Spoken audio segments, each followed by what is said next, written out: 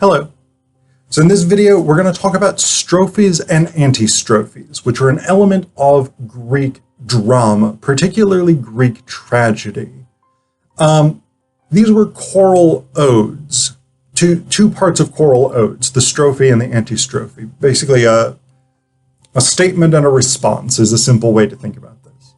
But these aligned with the way that choruses performed, probably.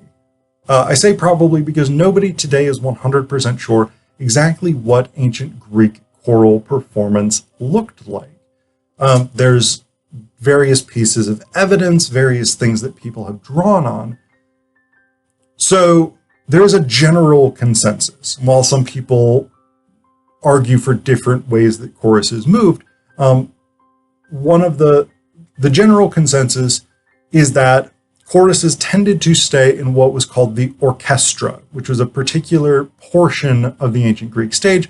I'm going to try and remember to put a picture of the layout of Greek theaters up on the screen.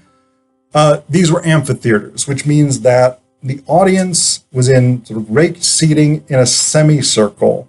And then at the open end of the semicircle, you had at the end of it, you had the stage and you had what we would today call a backstage area or the wings. But then in the middle bit between the stage and the first row of seats, you had a flat area, often with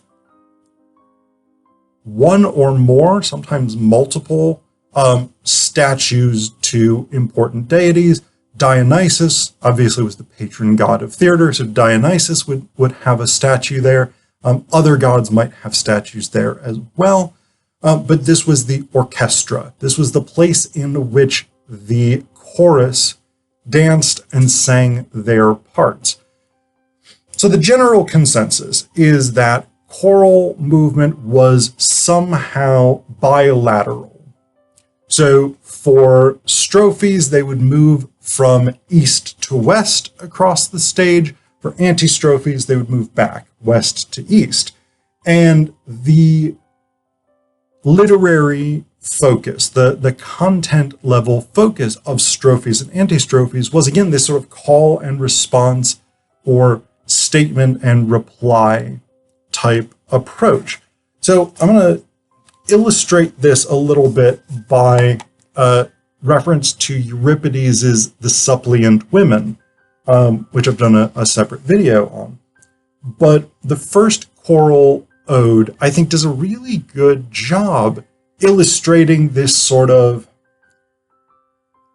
strophe making a statement and antistrophe complicating that in some way. This is the basic motion, right? A statement is made and a complication is added. So in this ode, there's three pairs of strophes and antistrophes. So the first one, briefly the context of this ode, the chorus of the mothers of the heroes who died attacking Thebes during the Seven at Thebes conflict have come to Athens to beg Aethera, the mother of Theseus, the king of Athens, to help them get their sons' bodies back for burial.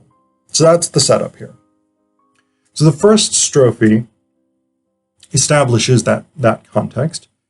Aged queen, we implore you. We too are old, our voices tremble. Look, we kneel at your feet. Ransom our sons' lifeless limbs from the lawless enemy who leaves dead bodies to feed the mountain beasts. So they are establishing the legitimacy of their complaint. They are saying, we are too old to do this. We are too powerless to do this. Use your influence to help get our sons' bodies back. The antistrophe, so they would have moved from east to west, singing that first portion. Now they're going to move from west to east, singing this response. Have pity. Look first at our eyes blurred and sodden with weeping. See then how these ashen fingers have torn the flesh of our wrinkled cheeks.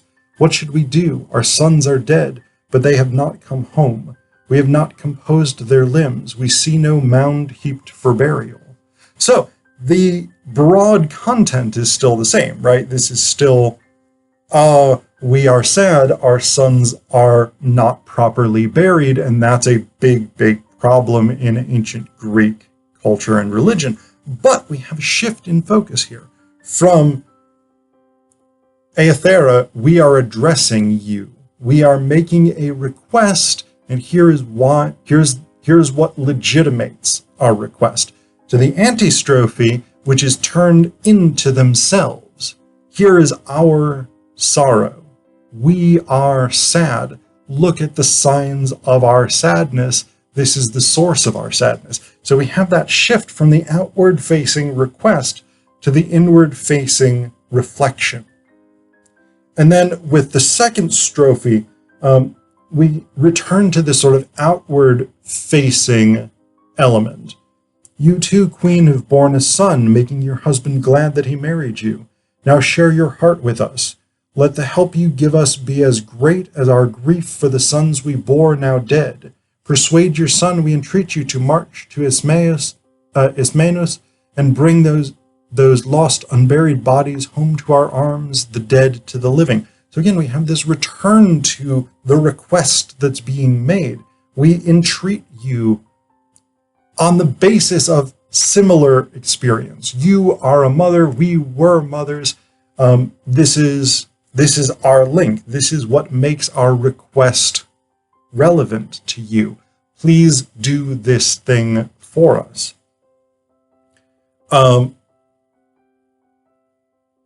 So we then have a shift again. So we've gone from here's why you should listen to us, here's our complaint, to here is our suffering, we are suffering, this is our experience, to again,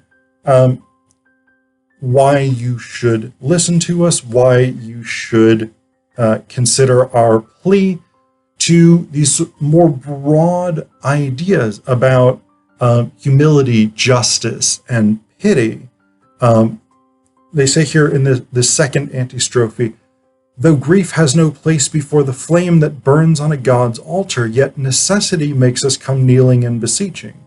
Our plea is just. You are strong, for your son lives. You can relieve our sorrows.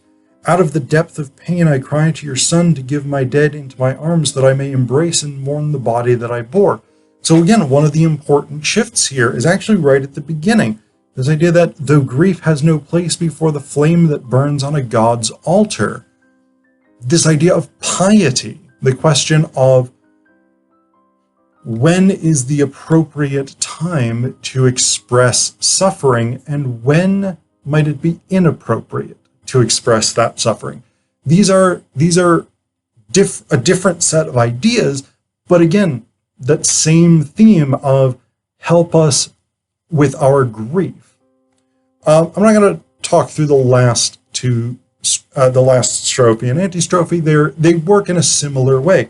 The last strophe focuses again on the pervasiveness of grief. This is a sort of universal experience, or a widely shared experience.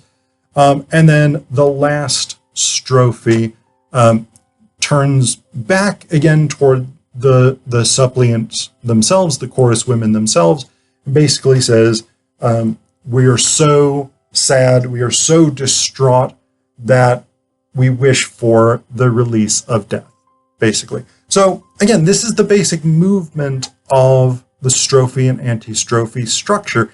And if you look through Greek tragedy, the choral parts, the choral odes at least, are often broken up in this way, where there's the development of one idea and then the development of a different idea.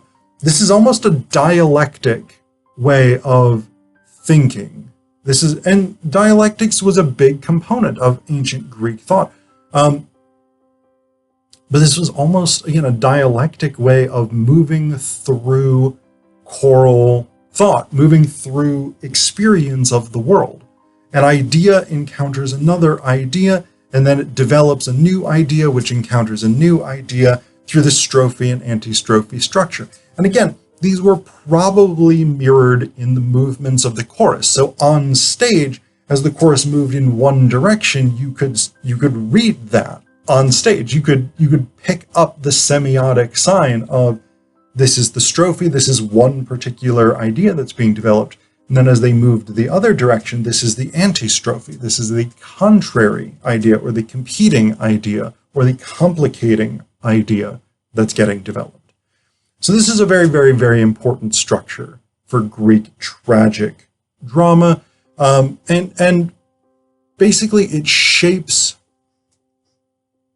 choral practice in ancient Athenian drama.